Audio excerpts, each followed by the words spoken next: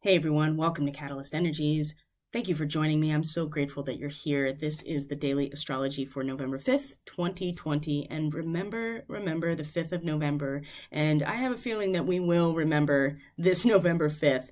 And I also am going to connect to the historical significance of that phrase and how it's not only connected to now historically, but also astrologically. So before we get started, I just want to point out this astrological clock here. This is in Prague. I took this picture last year, and I want to remind all of us that we are part of this cosmic cycle unfolding, and that we get to choose if we want to be resonant with it or dissonant with it. That is our choice. And there's a lot of unknowns right now, and we're just coming out of the moon in Gemini, trying to really figure out everything that is being told to us, that we are learning about, and what's in our immediate environment. So as we move into now with the moon in Cancer, just to remember that there are these cycles that are unfolding that we are embedded in, that we're part of. We're part of this fractal unfolding. And I think it'll help take the edge off of all of the, activated nervous systems when it comes to the unknown and how things are transpiring. So there are cycles in play that are influencing and giving us a template. It's astrology is a map. It's plotting the variables in order for us to follow the map and to unfold with the fractal in a resonant way, as opposed to in dissonance. And this is a very Arcturian principle, which is where Mercury is right now. Knowing the fundamental sciences of quantum mechanics, understanding sacred geometry, ley lines, the movement of energy in a geometric pattern. The variables are plotted through astrology. And so just remember that, because this gives us a way to be a conscious co-creator and feel a sense of agency. And now that the moon is moving into Cancer, into what is the 0-degree Cancer point, this is the raising of a flag. And it's really more about making a decision. Where are we going to root ourselves? Who are we identifying with? And Cancer is about protection, boundaries. It is the womb. It is very maternal. This is also the sun sign of the United States. And considering that we're just coming off the elections and now the moon is moving into Cancer, it's the moon moving through Cancer today, and specifically when it trines the sun, is directly connected to the United States and to this sense of patriotism and national identity, and specifically a very deep and vast and impermanent sense of being, a core of who we are. And this time with the moon in Cancer, in her home sign in Cancer, we're going to move through a lot of this territory of understanding deeply who we are, the bonds that hold our immediate family together, the love that holds us together as a nation, or however we identify where we feel the most secure and safe. But just keep in mind that Cancer is the sun sign of the US, about boundaries, about protection, about nurturing the community, nurturing the individual personality, so that we can develop a sense of emotional confidence and vulnerability too. That's the thing, that if we're still vulnerable emotionally, love is we want to be vulnerable, and we have to have some boundaries. And we make a decision at 0 degrees Cancer. So looking at the chart, we're going to see today that the moon is going to square Chiron and Mars in Aries. So even though there is this energy of wanting to self-actualize and our courage, self-actualizing through our courage, self-actualizing through our wounds, and this victim-savior dichotomy that Chiron always represents, that is certainly a powerful energy, but emotionally and intuitively and our deepening sense of self is much more focused on connecting and deepening that relationship to where we belong, this sense of identity where we feel safe and secure. It's no accident that moving out of this election and the moon moves into this space. It's really, we're going to start really pulling inwards and consolidating our personal power and understanding where we feel the most powerful. And when the moon comes around to trine the sun in Scorpio, it will be not only conjunct Sirius, but also the United States sun. And it's about getting to a real core of who we are, because we've made a decision of where to root ourselves, and now we've really intuitively and emotionally connected to that core, which is actually the bonds of love. That is impermanent. That is something beyond time and space and physical nature. That is something that is energetically cohesive.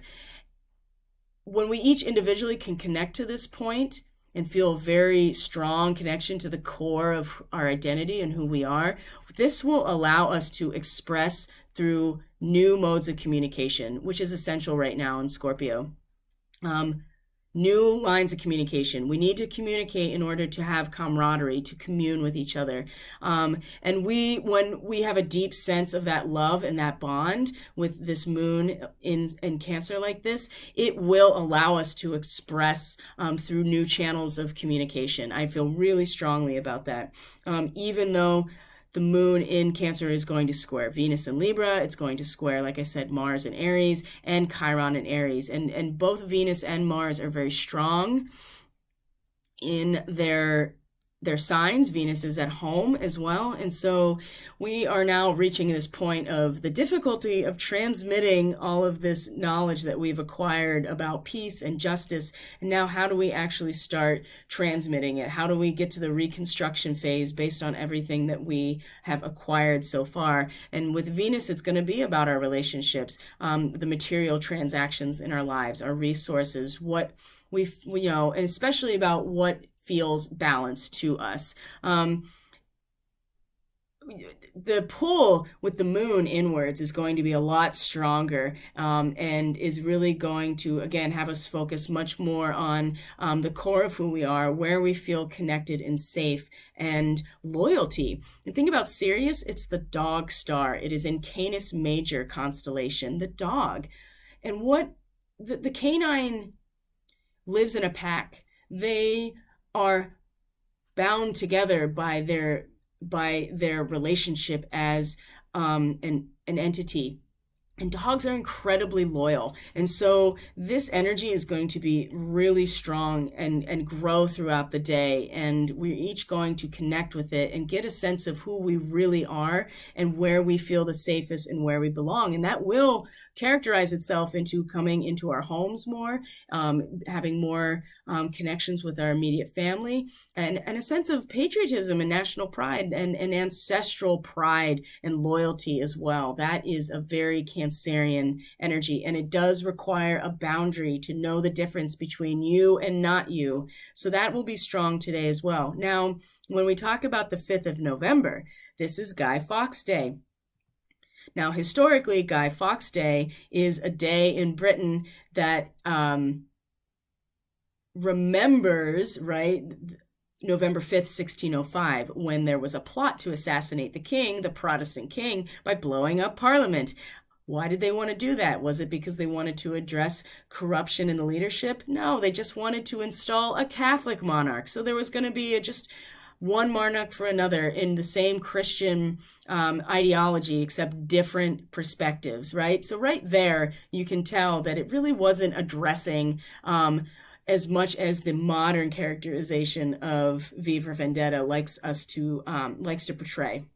So Guy Fawkes, he was part of this group. He was supposed to take care of and secure the gunpowder. Well, somebody tipped off the authorities. They arrested him. He was charged and convicted of treason, and he was executed. So Guy Fawkes Day is when people in Britain, they burn the effigy of Guy Fawkes because they're celebrating the fact that the plot was subverted, that the king was saved, that the king wasn't assassinated.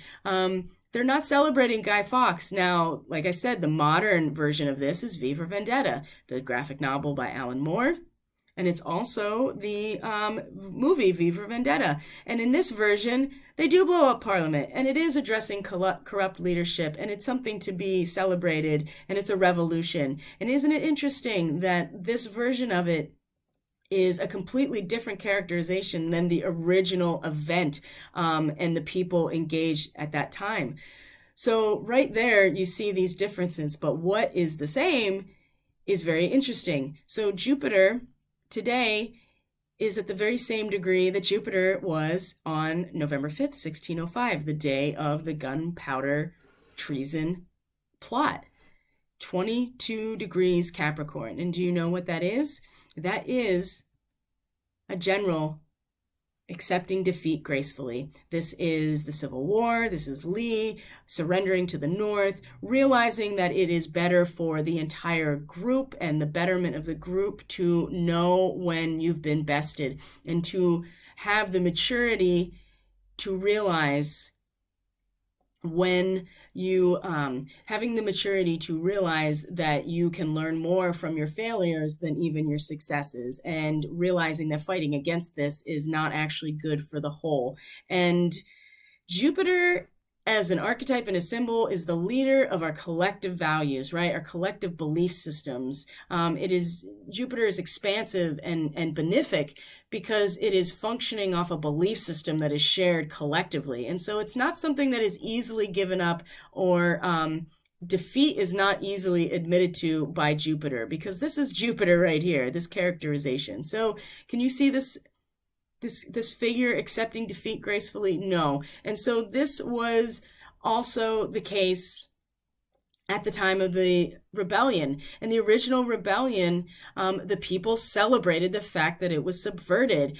Jupiter not accepting defeat gracefully. In fact, some sort of divine intervention, because that's what Zeus does. Zeus is the leader and defender of the heavens, uses lightning and thunder and storm to defend the divine kingdom. And so also, this is where Jupiter is. And so considering all of the talk of who's going to concede and what that means with this election, Jupiter is not going to admit defeat gracefully for as much as it's probably necessary. And that will become more apparent what that means when Jupiter meets Pluto. So regardless of admitting defeat gracefully or not, the reality is that the leader of our collective values is going to meet Pluto, and it's just going to call it, right? Because Pluto is at a degree of a soldier receiving 2 awards for bravery. It is the balancing of the social accounts. It is the acknowledgement of the participation and the bravery of those involved, but it is the end. It is acknowledging the end of the situation and the balancing accounts of the recompense. So even with where Jupiter is today, we'll still meet Pluto on the 12th, which is also right after this is when Mars stations direct. So, but for the moment, isn't it interesting that this Guy Fawkes Day, November 5th, having the exact same connection to Jupiter, this figure that is not accepting defeat very gracefully at all and is in fact going to keep fighting.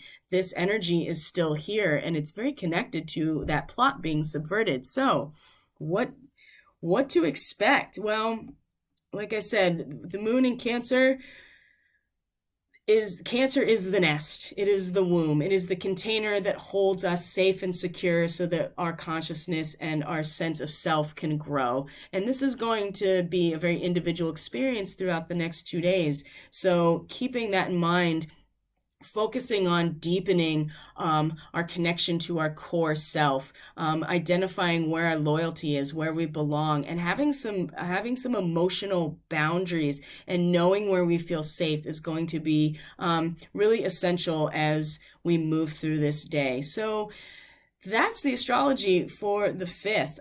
If you are interested in booking a reading or being part of the social media platforms, everything you need is in the description box below, how to reach out. If you are enjoying this content, please consider subscribing to my channel